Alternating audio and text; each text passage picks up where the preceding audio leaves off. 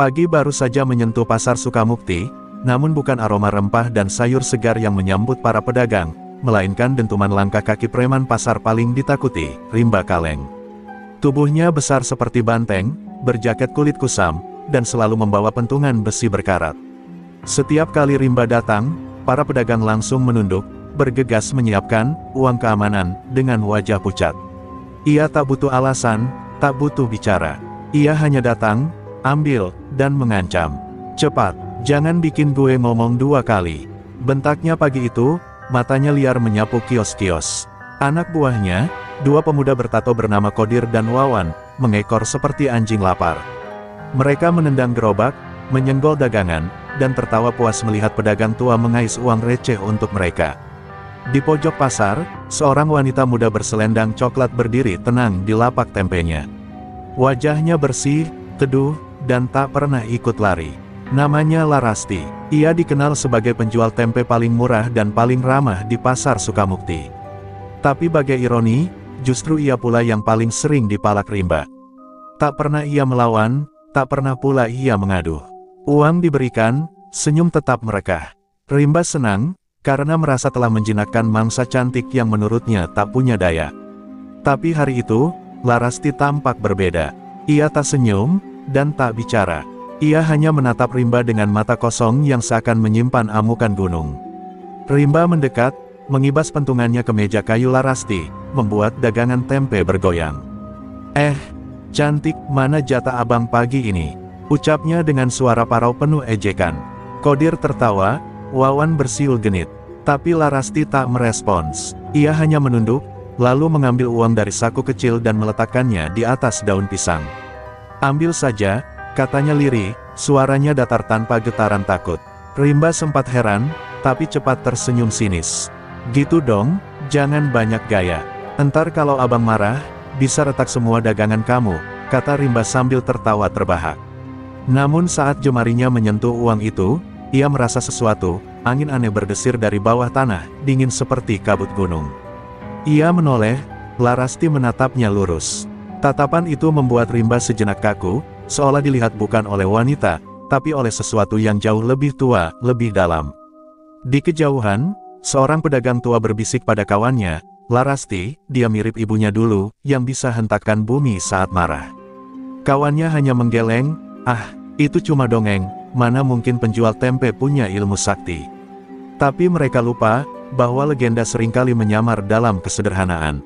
Dan pagi itu, bumi tampak bergetar pelan, hanya sesaat, hanya cukup untuk membuat burung-burung pasar terbang panik. Tak ada yang tahu bahwa Larasti sudah mulai menggigilkan mantra dalam hatinya. Ia lelah bersabar, ia lelah menjadi mangsa, dan hari itu, sesuatu dalam dirinya mulai bangkit. Bukan karena takut, tapi karena penghinaan sudah terlalu lama ia telan. Dan di dalam dada Larasti, ajian rengkah gunung perlahan menyala. Setelah Rimba pergi dengan tawa pongah dan pentungan di tangan, suasana pasar kembali menggeliat perlahan. Pedagang kembali membuka lapak, tapi bisik-bisik tentang Larasti mulai menyebar di antara celah kios dan tumpukan sayur. Beberapa pedagang mulai bertanya-tanya, kenapa dia nggak pernah melawan? Apa dia memang tak punya siapa-siapa? Tapi tak ada yang berani bertanya langsung. Larasti tetap sendiri, sibuk menata tempe yang sempat berantakan, wajahnya kembali tenang, seolah pagi tadi hanya angin lewat yang tak berarti.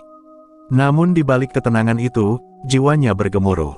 Di dalam dirinya, rasa sabar dan marah seperti dua aliran lava yang saling bertabrakan. Sudah bertahun-tahun ia hidup dalam ketenangan palsu, menahan semuanya demi tak membangunkan warisan tua yang ia sembunyikan. Sejak kematian ibunya secara misterius saat Larasti masih belia, ia disembunyikan dan dilatih diam-diam oleh kakeknya, seorang pertapa tua di lereng Gunung Lawu.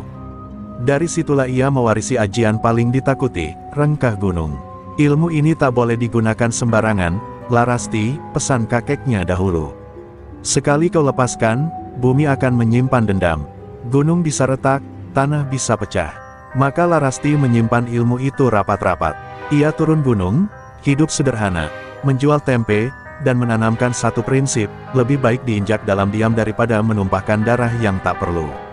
Tapi Rimba Kaleng sudah berkali-kali menyentuh batas kesabarannya. Di dalam gubuk kecil tempatnya tinggal, Larasti duduk bersila malam itu. Di hadapannya, sepotong batu bulat dari lereng Lawu yang digunakan untuk menyalurkan energi bumi. Matanya terpejam, bibirnya bergerak lambat mengulang mantra leluhur. Tiba-tiba batu itu retak kecil, dan Larasti membuka mata lebar-lebar. "Tidak," bisiknya, ketakutan. "Aku belum siap." Keesokan harinya, Rimba kembali lagi. Tapi kali ini ia tidak datang hanya untuk memalak. Ia datang dengan maksud lain, lebih gelap. Rimba sudah merasa dirinya berkuasa penuh di pasar itu. Dan wanita seperti Larasti, pikirnya, bisa ia miliki kapan saja. Ia mulai menatap Larasti dengan mata serigala, dengan tatapan laki-laki yang lupa bahwa ada batas pada keinginan dan kekuasaan. "Kamu cakep, Las, sayang kalau cuma jual tempe," katanya sambil mengelus dagunya sendiri. Larasti tak menjawab, ia hanya menatap ke tanah, diam. Tapi di dalam dirinya, ajian yang ia tekan kembali bergetar. Ia mencium bau angkara, ia melihat bahwa bukan hanya tempenya yang hendak diambil, tapi harga dirinya sebagai perempuan. Hatinya mulai panas, dan bumi di bawah kakinya mulai terasa berbeda. Seolah ada kehidupan lain yang hendak bangkit dari kedalaman tanah. Tapi ia tahu, jika ia membuka ajian itu sepenuhnya, tak hanya Rimba yang bisa celaka, tapi seluruh pasar pun bisa runtuh. Maka ia memilih diam, namun saat Kodir menyenggol dagangannya hingga tempe jatuh ke tanah dan menginjaknya dengan sengaja, Larasti perlahan berdiri. Langkahnya pelan, tapi sorot matanya menyala seperti bara yang tertiup angin. Seluruh pasar tiba-tiba terdiam menyaksikan momen itu, momen seorang wanita bangkit, bukan lagi sebagai penjual tempe biasa. Hari itu, tanah tak lagi diam. Ada sesuatu di bawah pasar yang sedang menunggu aba-aba untuk retak. Dan Larasti, untuk pertama kalinya dalam bertahun-tahun, nyaris berkata mantra pemanggil kekuatan. Rimba Kaleng merasa puas telah mempermalukan Larasti di depan seluruh pasar. Ia kembali ke warung kopi ujung pasar bersama anak buahnya, tertawa puas, menyulut rokok sambil membanggakan aksinya. Perempuan itu harus dikasih pelajaran. Jangan mentang-mentang cantik jadi sok angkuh, serunya sambil menggebrak meja. Kodir dan Wawan mengangguk setuju, tak tahu bahwa langkah yang mereka ambil hari itu baru saja mendekatkan mereka ke jurang kehancuran. Larasti, setelah kejadian itu, tidak kembali ke lapaknya hari itu. Ia pulang lebih awal, berjalan tanpa suara, melewati gang-gang kecil dengan langkah ringan namun berisi. Di tangannya masih tergenggam remah tempe yang diinjak. Tapi yang lebih menghantam dadanya adalah rasa ngeri akan dirinya sendiri. Ia tahu bahwa jika kejadian itu terulang sekali lagi, ia tak akan bisa menahan amarahnya. Dan jika amarah itu meledak, pasar ini tidak akan pernah sama lagi. Sementara itu, Rimba mulai memerintahkan anak buahnya untuk mengawasi Larasti lebih ketat. "Kalau dia gak mau tunduk, kita bikin dia tunduk," katanya dingin. Ia bahkan menyuruh Kodir menebar isu bahwa Larasti adalah penyihir, pembawa sial, agar para pedagang menjauhinya. Dalam waktu 2 hari, larangan tak tertulis muncul, "Jangan dekat-dekat dengan Larasti, nanti kau sial." Sebagian pedagang percaya, sebagian takut. Larasti merasakan itu. Pembeli mulai berkurang. Sahabat-sahabat pasar menjauh perlahan. Tapi ia tetap berjualan, walau senyumnya kini tak secerah dulu. Di malam harinya, ia kembali bersila, memandangi batu warisan kakeknya yang kini retaknya makin besar. "Kakek, apakah aku harus melepaskannya?" bisiknya lirih. Namun angin malam hanya berhembus tanpa jawaban. Hari keempat, Rimba datang tanpa basa-basi. Ia menyeret lapak Larasti, membanting dagangannya, dan menyuruh anak buahnya mengusir Larasti dari pasar. "Gue gak butuh lo di sini lagi," teriaknya. Larasti berdiri menatapnya, tak berkata sepatah pun, tapi tubuhnya gemetar, bukan karena takut, melainkan karena seluruh saraf dalam tubuhnya menolak untuk menahan kekuatan yang bergolak. Kodir mencoba mendorong Larasti, tapi tangan Larasti secara refleks menyentuh tanah. Dan di detik itulah getaran aneh menjalar dari bawah kaki mereka. Kodir terhuyung, tanah seolah berdenyut. Wawan mundur 1 langkah, wajahnya mulai panik. "Bang, ini tanahnya kenapa kayak hidup?" "Ya," bisiknya. Rimba tak peduli, ia kembali mengangkat pentungannya, hendak memukul Larasti. Namun sebelum pentungan itu mengenai kepala Larasti, suara aneh terdengar, seperti dentuman dari bawah bumi. Seluruh pasar mendadak sunyi. Kios-kios bergoyang pelan, burung-burung berterbangan, dan seekor kucing hitam melintas lari sambil mengeong keras. Rimba berhenti, menatap tanah yang mulai merekah kecil di dekat kaki Larasti. Ia mundur setapak, dan untuk pertama kalinya, terlihat ketakutan di wajahnya. Hari itu, pasar tak hanya mencium aroma rempah dan keringat, tapi juga aroma tanah yang terbuka, pertanda sesuatu yang selama ini dikurung, kini mulai bangun dari tidurnya. Dan semua itu berasal dari satu titik, dari satu wanita penjual tempe yang terlalu lama disakiti. Malam itu, Larasti terbaring di tikar bambu yang dingin, tapi tubuhnya berkeringat deras. Matanya tertutup, namun pikirannya terjebak dalam pusaran mimpi yang tak seperti biasanya. Ia berada di tengah hutan berkabut, berdiri di hadapan sebuah gunung yang mengeluarkan suara seperti rintihan. Dari balik kabut, muncul sosok tua berjubah putih, dengan mata tajam namun penuh kasih. "Larasti," suara itu menggema, dalam dan menggetarkan. "Kau telah terlalu lama membiarkan kegelapan menginjak terang. Waktunya telah dekat." Sosok itu tak lain adalah Eyang Jagatnata, kakek Larasti, empu sakti dari lereng Lawu yang dahulu mengasuhnya setelah ibunya wafat. Dalam mimpinya, Larasti merasa seperti anak kecil kembali, takut, bingung, dan penuh pertanyaan. "Eyang, aku tak ingin menyakiti siapapun, aku hanya ingin hidup tenang," tangisnya pecah. Tapi Eyang Jagatnata hanya menggeleng pelan, lalu mengangkat telapak tangannya ke tanah.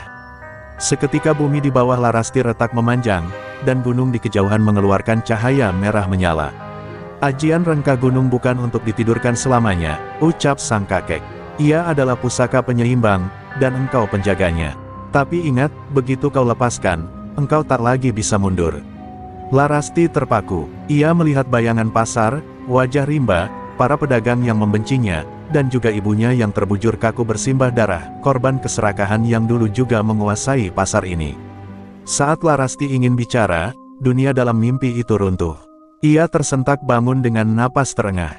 Peluh membasahi seluruh tubuhnya. Di luar, langit masih kelam, namun angin malam terasa aneh. Seolah berbisik pada dedaunan dan genteng rumah, mengabarkan bahwa batas antara dunia manusia dan kekuatan leluhur mulai menipis. Larasti bangkit perlahan, lalu membuka peti tua peninggalan ibunya. Di dalamnya, ada selembar kain kuning tua berisi aksara Jawa kuno. Mantra ajian rengkah gunung, tertulis rapi di sana. Ia menatapnya dalam-dalam, seperti menatap bagian dirinya yang selama ini ia lupakan. Keesokan harinya, pasar Sukamukti tampak lengang. Banyak pedagang memilih tutup lebih awal. Isu soal tanah yang sempat retak mendadak membuat mereka resah. Beberapa mulai percaya Larasti adalah jelmaan danyang gunung atau siluman wanita. Tapi Larasti tetap datang. Ia berdiri di lapaknya, menjual tempe seperti biasa, tapi aura di sekelilingnya berubah, lebih tenang namun menekan. Bahkan udara di sekitarnya terasa berbeda. Rimba melihat dari kejauhan, matanya sempit dan penuh curiga. "Gue nggak tahu dia pakai apa, tapi dia bikin pasar ini kayak kuburan." Geramnya, ia mulai merasa tidak nyaman. Bukan karena takut, tapi karena ia kehilangan kendali. Dan bagi pria seperti Rimba, kehilangan kuasa lebih buruk daripada kematian. Ia memutuskan untuk bergerak lebih jauh. Malam nanti, ia akan datangi rumah Larasti sendiri. Di sisi lain, Larasti duduk kembali di tikar bambunya saat malam tiba. Tapi kali ini, ia tak memejamkan mata. Di hadapannya, batu peninggalan kakeknya kini benar-benar pecah menjadi dua. Tanda bahwa segel ajian telah terbuka. Tak perlu mantra panjang, tak perlu darah. Hanya satu syarat untuk membangkitkan rengkah gunung sepenuhnya, amarah yang tulus demi melindungi martabat dan kebenaran. Dan malam itu, di luar sana, langkah kaki Rimba Kaleng mulai mendekati rumah sederhana Larasti. Ia tak tahu, bahwa setiap langkahnya adalah langkah menuju pusat guncangan, tempat bumi akan menjawab dendam yang selama ini dibungkam. Langit Sukamukti malam itu gelap pekat tanpa bulan. Awan menggantung rendah seolah menahan sesuatu yang tak ingin tumpah. Di ujung gang sempit, langkah Rimba Kaleng menggema pelan. Ia berjalan sendirian, membawa sebilah golok yang dibalut kain hitam, wajahnya muram dan mata menyala penuh nafsu kekuasaan. Ia tak takut. Dalam pikirannya, Larasti hanyalah wanita pembangkang yang perlu ditundukkan, dengan cara apapun. Ia tak tahu bahwa setiap langkahnya justru mempercepat takdir yang hendak mengoyak seluruh hidupnya. Rumah Larasti tampak sederhana di ujung pematang, berdinding kayu dan beratapkan rumbia. Lampu minyak di dalam rumah menyala temaram. Rimba berdiri di depan pintu, mengetuknya keras. "Larasti, buka pintunya, kita selesaikan semua malam ini," teriaknya, Nadanya mengancam sekaligus mabuk kekuasaan. Tak ada jawaban, hanya suara angin yang melolong dari balik pepohonan. Tapi mendadak pintu terbuka sendiri, tanpa disentuh. Larasti berdiri di dalam, berselendang putih dengan mata yang tak lagi teduh. Tatapannya dingin, kaku, seperti batu karang menghadapi badai. "Kau seharusnya tidak ke sini, Rimba," ucapnya pelan. Tapi suaranya bergema seperti datang dari dua dimensi. Rimba tertawa mengejek, "Jangan sok sakti, perempuan. Malam ini, lo akan gue tundukkan. Pasar itu milik gue, lo cuma tamu yang kebanyakan gaya." Rimba menerobos masuk dan mencoba menghunus goloknya. Tapi begitu golok itu melewati ambang rumah Larasti, cahaya aneh menyala dari lantai. Tanah bergetar ringan, dinding kayu mengeluarkan bunyi rekat, dan tiba-tiba kaki Rimba sulit bergerak. Seolah tanah menolak kehadirannya. Ia panik. "Apa ini? Lo apain gue?" Larasti melangkah perlahan, lalu duduk bersila di tengah ruangan. Di hadapannya, batu yang semula pecah kini mengeluarkan sinar merah menyala. Udara di ruangan berubah drastis. Rasanya berat, penuh tekanan, seakan seluruh gunung Lawu sedang menundukkan wajahnya. "Kau telah melampaui batas, Rimba. Kau bukan hanya menyakiti aku. Kau telah mencederai bumi tempatmu berpijak. Dan bumi akan menuntut balasan." Rimba mencoba lari, tapi lantai rumah itu bergelombang. Seolah tanah di bawahnya berdenyut seperti jantung. Dari retakan lantai, asap merah keluar perlahan, lalu berubah menjadi cahaya yang membentuk pola-pola kuno di udara. Di detik itu, Rimba melihat sosok besar samar di belakang Larasti, bayangan gunung, tinggi dan mengerikan, dengan mata menyala merah. Ia berteriak, "Tidaaak." Larasti membuka matanya yang kini bersinar seperti bara. Ia mengangkat tangan kanannya, lalu menekankan telapak ke tanah. "Dengan restu leluhur, aku panggil kau, Rengkah Gunung." Seketika itu, ledakan cahaya menyebar, dan tanah di sekitar rumah bergetar hebat, menciptakan retakan yang menjalar keluar. Rimba menjerit, tubuhnya terlempar ke dinding, dan goloknya terpental jauh. Ia menggeliat, tubuhnya tak bisa digerakkan, dan matanya membelalak melihat bumi di bawahnya mulai terbuka perlahan. Di luar, anjing-anjing melolong. Langit mengguncang, dan di tengah keheningan yang mencekam, suara bumi seakan berseru, keadilan akan bangkit dari perut gunung, dan tak satu pun angkara akan dibiarkan berdiri. Keesokan paginya, suasana pasar Sukamukti tidak seperti biasanya. Langit masih kelabu meski matahari sudah tinggi. Para pedagang berdiri gelisah di depan kios mereka, memperhatikan tanah yang tampak merekah di beberapa sudut jalan pasar. Retakan-retakan kecil menganga di antara batu-batu dan paving yang dulu rata. Bahkan, beberapa lapak roboh seolah diterpa gempa semalam, padahal tak satu pun dari mereka mendengar suara gemuruh. Tapi semua tahu, ini pasti ada hubungannya dengan Larasti. Kodir dan Wawan datang lebih awal dari biasanya, dengan wajah cemas. Mereka mencari-cari keberadaan Rimba Kaleng yang sejak semalam belum terlihat. Mereka mendatangi warung kopi langganan, kios belakang, bahkan los-los kosong, tapi nihil. "Bang Rimba nggak mungkin kabur," bisik Wawan. "Atau jangan-jangan, bener kata orang, Larasti itu punya ilmu pemakan manusia." Isu tentang Larasti mulai membesar. Pedagang-pedagang mulai menghindar darinya, tapi kali ini bukan karena takut dikutuk, melainkan karena mereka sadar, ia bukan manusia biasa. Bahkan beberapa orang menyebut namanya dengan pelan, seolah khawatir tanah akan retak hanya karena menyebutnya terlalu keras. Tapi Larasti tetap datang pagi itu. Ia membuka lapaknya seperti biasa, menata tempe yang masih hangat, dan wajahnya tenang seperti permukaan danau. Namun di dalam dirinya, Larasti masih merasa bergetar. Ia tahu, semalam ia telah melanggar sumpah dirinya sendiri. Ia telah membangkitkan separuh dari kekuatan Rengkah Gunung. Rimba memang tidak mati, tapi tubuhnya kini terperangkap di bawah tanah, di balik retakan yang tidak bisa dilihat mata biasa. Ia tak membunuh, hanya menghukum. Tapi larangan leluhur tetap bergaung di hatinya, sekali kau buka gerbangnya, bumi tak akan puas hanya pada satu jiwa.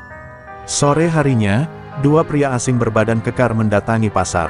Mereka adalah preman dari pasar sebelah, Pasar Cimanggis, yang dulu tunduk di bawah Rimba Kaleng. Kini mereka mendengar, bos mereka hilang, dan ingin mengambil alih wilayahnya.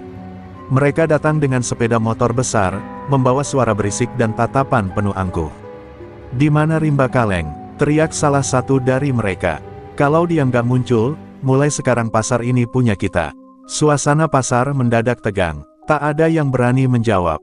Bahkan Kodir dan Wawan, yang biasanya sok gagah, kini bersembunyi di balik kios sayur. Tapi Larasti bangkit perlahan dari lapaknya, menatap kedua orang asing itu dengan pandangan tenang. Ia tak bicara, hanya melangkah maju, dengan selendang putih melambai tertiup angin. Salah satu dari preman itu tertawa. Ini yang katanya bikin rimba hilang. Preman sekarang takut sama tukang tempe. Tapi ketika Larasti menginjak tanah yang retak, getaran halus terasa lagi. Tanah berbisik, merespons kehadirannya. Para pedagang mundur pelan, mata mereka membelalak. Bahkan burung-burung yang biasa hinggap di atap pasar beterbangan panik. Kedua preman itu terdiam. Mereka bisa merasakan hawa panas naik dari bawah tanah. Dan Larasti, dengan suara pelan tapi tegas, hanya berkata, "Pergi. Atau kalian akan tahu bagaimana bumi menelan angkara." Kedua preman dari pasar Cimanggis terdiam sesaat mendengar ucapan Larasti. Yang satu, berbadan besar dengan jaket kulit dan rantai besi di pinggang, mencibir dengan sinis. "Heh, lo pikir kita takut sama omongan perempuan gila?" serunya, lalu melangkah maju dengan pongah. Namun ketika telapak kakinya menjejak tanah yang retak di hadapan Larasti, suara lirih terdengar, bukan dari mulut manusia, tapi dari bumi di bawah kaki mereka. Suara seperti desah marah yang menggema lembut, dan kemudian mengeras. Tiba-tiba tanah di bawah kaki preman itu bergetar hebat. Ia limbung, berusaha menjaga keseimbangan, tapi telat. Retakan terbuka lebar tepat di bawah kakinya, menelan sepertiga tubuhnya dalam hitungan detik. Ia menjerit, matanya membelalak ketakutan. "Tolong, ada apa ini?" Temannya berusaha menariknya, tapi bumi seperti hidup, mencengkeram kuat dan menolak siapapun yang mencoba melawan. Larasti tak bergerak, ia hanya menunduk, seolah membiarkan bumi menjalankan hukumnya sendiri. Akhirnya, dengan kekuatan penuh, preman itu berhasil ditarik keluar. Kakinya berdarah, lututnya gemetar. Ia menatap Larasti dengan ketakutan yang tidak bisa disembunyikan. Tak lagi ada keangkuhan, yang tersisa hanya ketakutan murni, tak pada manusia, tapi pada kekuatan purba yang bangkit melalui perempuan sederhana di hadapannya. Mereka kabur, motor digebar, debu beterbangan, dan jejak mereka lenyap dari pasar, mungkin selamanya. Para pedagang yang menyaksikan itu berdiri terpaku. Mereka tidak bersorak, tidak juga memuji, karena yang mereka saksikan bukan pahlawan, bukan pula penjahat, tapi sesuatu yang jauh lebih tua, sesuatu yang tidak bisa dilawan. Larasti memutar badan kembali ke lapaknya, menata dagangannya seolah tidak ada apa-apa. Tapi kini, setiap langkahnya diikuti tatapan penuh hormat sekaligus gentar. Kodir, yang bersembunyi di balik tumpukan karung, keluar dengan tubuh gemetar.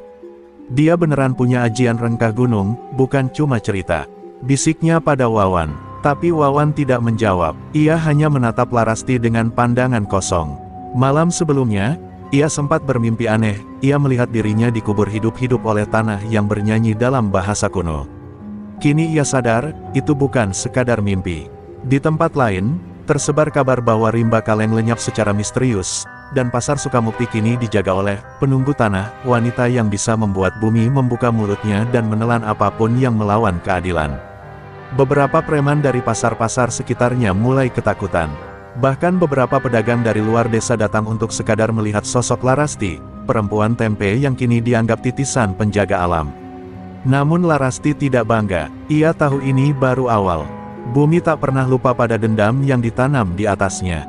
Ia mulai bermimpi lebih sering, tentang gunung yang menangis, tentang desa-desa yang hilang karena keserakahan, tentang leluhur yang berseru dari dalam tanah. Ia mulai sadar, ajian rengkah gunung bukan hanya tentang membalas, tapi tentang menjaga keseimbangan. Dan ia, Larasti, kini telah diangkat menjadi penjaga gerbang bumi. Petang itu, angin membawa aroma berbeda ke pasar Sukamukti. Aroma yang tak berasal dari rempah, tempe, atau tanah basah. Tapi aroma masa lalu. Larasti yang sedang membereskan dagangannya tiba-tiba berhenti. Dadanya sesak, langkah seseorang terdengar dari arah barat pasar. Langkah yang pernah ia kenal. Suara sepatu kulit tua menyentuh batu-batu jalan, disusul bayangan pria tinggi, berjubah abu-abu, dengan tatapan yang dulu pernah membuat Larasti percaya bahwa dunia ini bisa ditumpangkan pada pundak orang yang ia cintai. Dia adalah Bayu, saudara tirinya yang dulu mengkhianatinya. Bayu datang bukan untuk berdagang. Ia datang dengan wajah datar, membawa kabar dari tempat jauh. Tapi di balik kedatangannya, Larasti mencium sesuatu, kegelisahan, niat tersembunyi, dan rasa bersalah yang telah membatu. Dulu, Bayu yang menjual tanah warisan ibu mereka pada orang-orang serakah. Dulu, ia yang berpihak pada Rimba Kaleng untuk mengusir Larasti dari pasar. Dan kini, setelah semua porak-poranda, ia muncul kembali, membawa bendera damai yang terlambat. "Rasti," panggilnya pelan. "Aku datang bukan untuk bertarung, aku tahu aku salah. Tapi kekuatanmu, membuat banyak orang khawatir.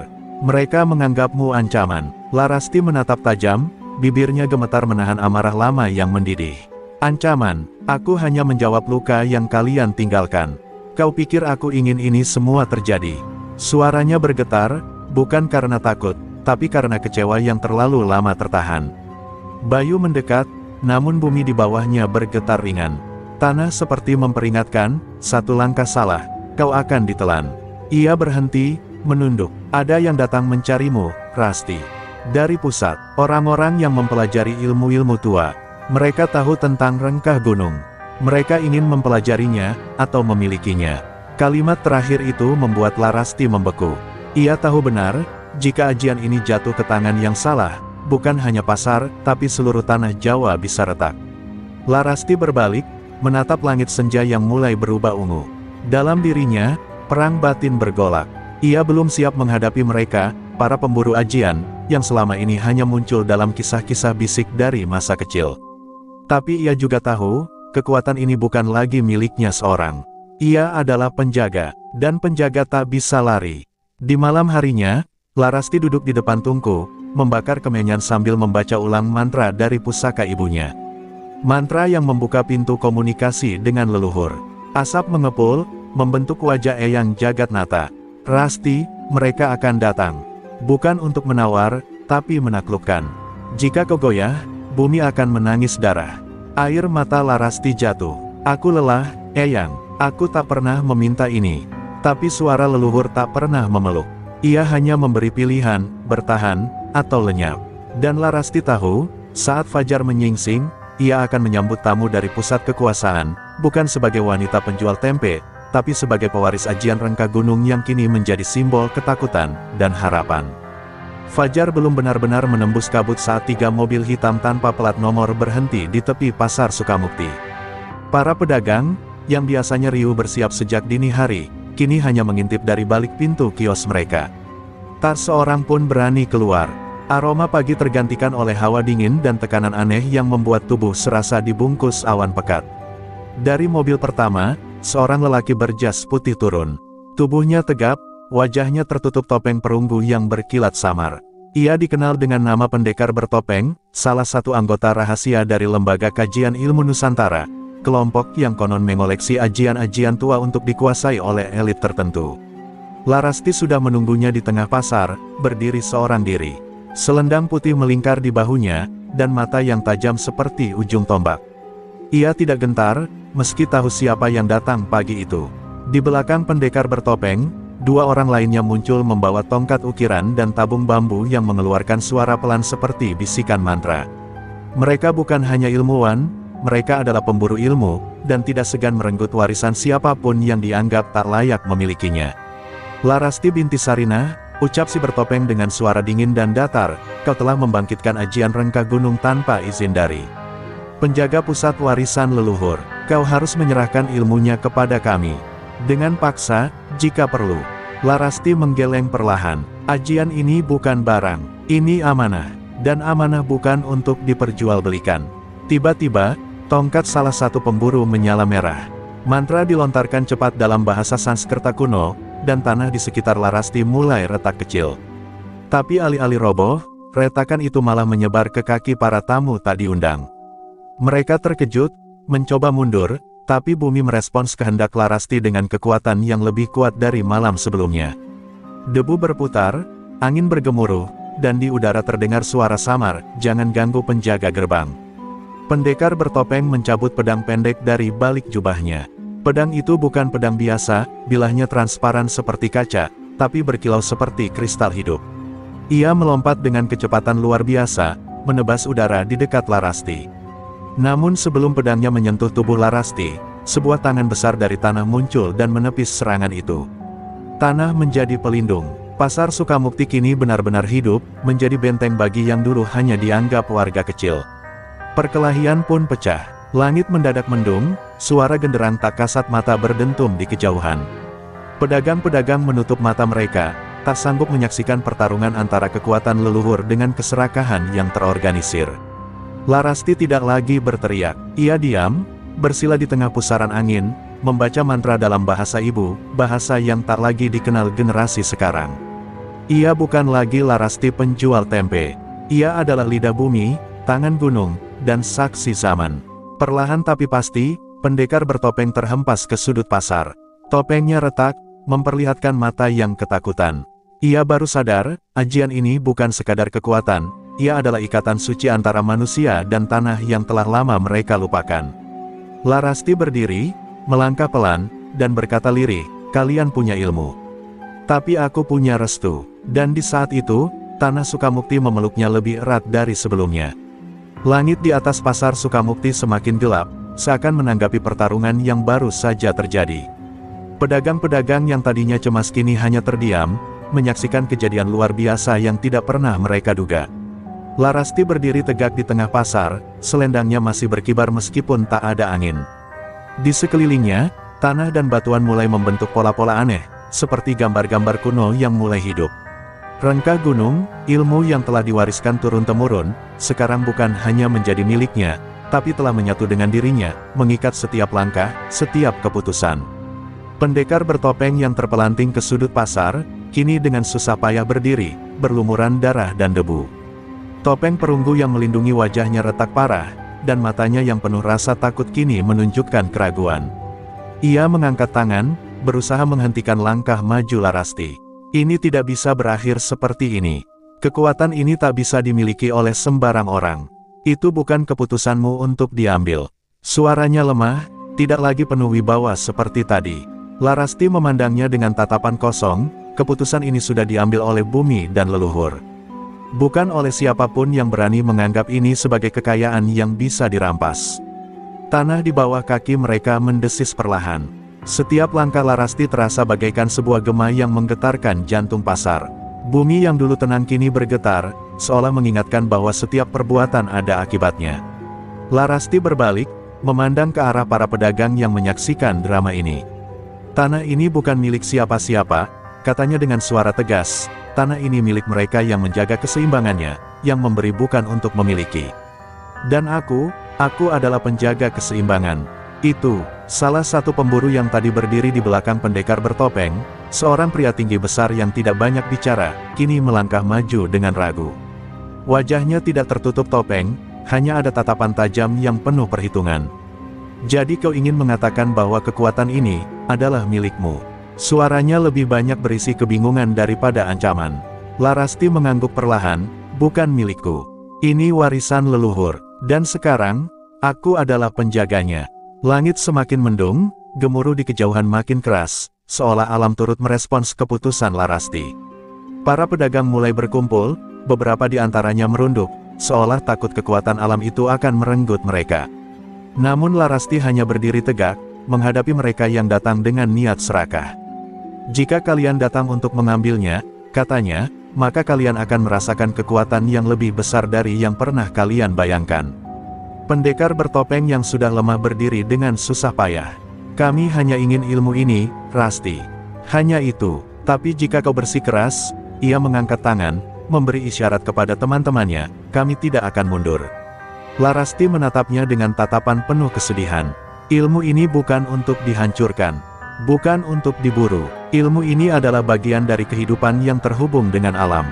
Ia menutup matanya sejenak, memfokuskan diri pada kekuatan yang mengalir dalam dirinya. "Dan kalian, dengan kekuatan yang kalian cari, tidak akan pernah mengerti." Dengan kata-kata itu, tanah di bawah mereka mendesis lebih keras, gemuruh dari dalam bumi semakin terdengar. Bumi ini tidak bisa lagi menerima kedatangan mereka yang hanya ingin merampas.